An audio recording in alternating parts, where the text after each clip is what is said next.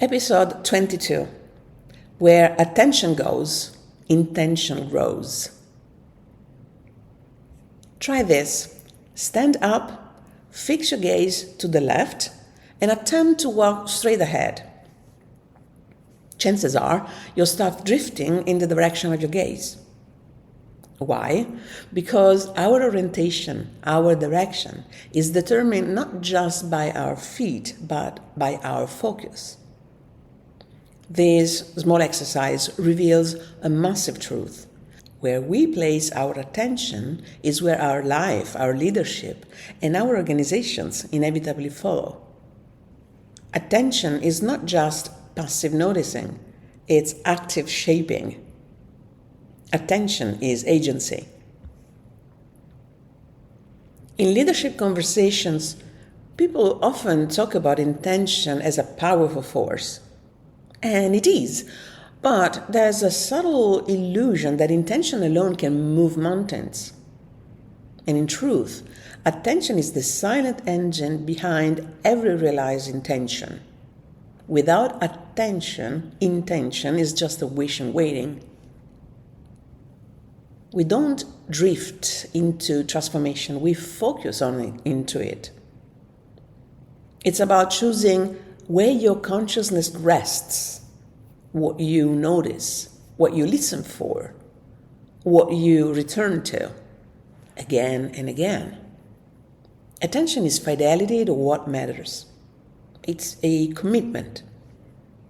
So, pause here, take stock. Where does your attention go in the first hour of your workday? Do you reach for your phone?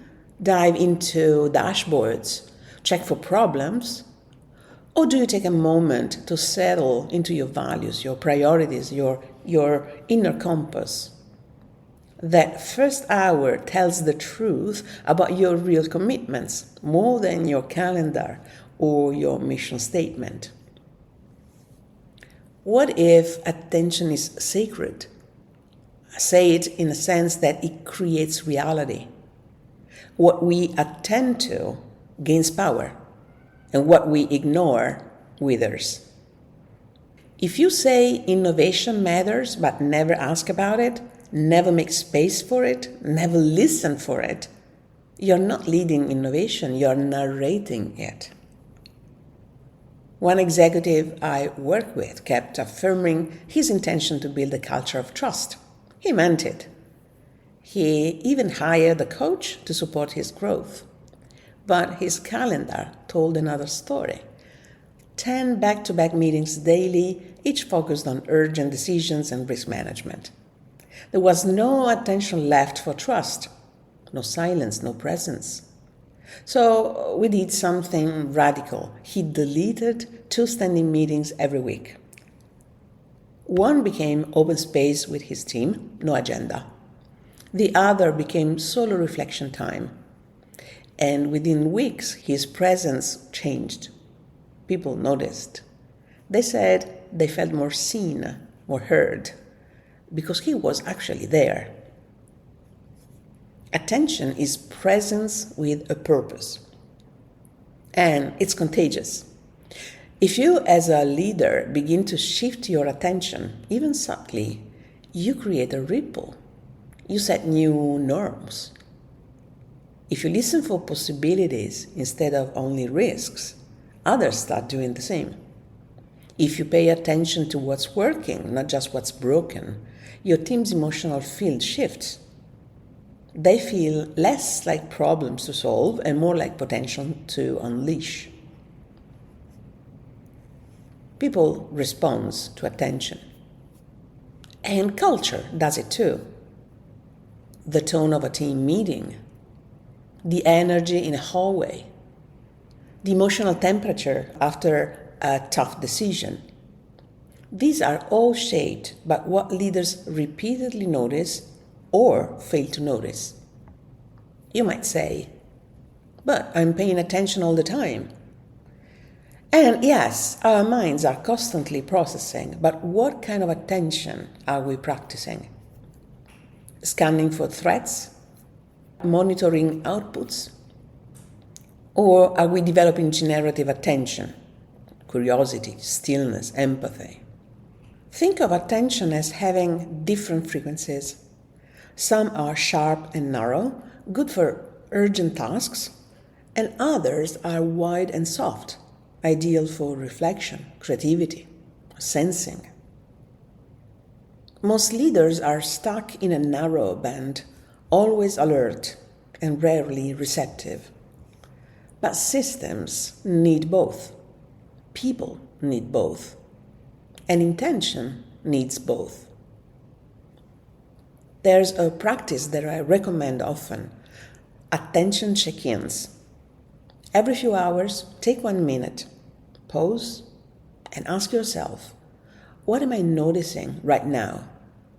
What am I not noticing? What wants my attention that I've been avoiding? It's simple, but powerful. Over time, it reshapes your inner compass. And here's something else. Attention reveals your unconscious contracts. If your focus is always on the urgent, maybe there's a belief that your worth comes from solving problems.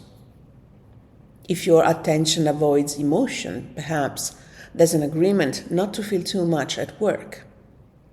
By noticing your attention, you begin to notice the invisible stories that you've been living. And from there, you can choose. You can realign. You can shift. So, how do we train our attention? Not by sheer discipline, but by desire. By remembering what we care about. By returning moment by moment to what matters most. It's about noticing when we are drifted and gently, deliberately coming back. In the midst of complexity, attention is your steering wheel. It's how you choose your direction every moment. And slowly, as your attention stabilizes around what truly matters, your intentions stop being aspirations, they become your way of being. So here's today's provocation. Don't just ask, what is my intention? Ask instead, where is my attention? What am I feeding with my focus? Because what we focus on grows, and where our attention goes, our leadership truly begins.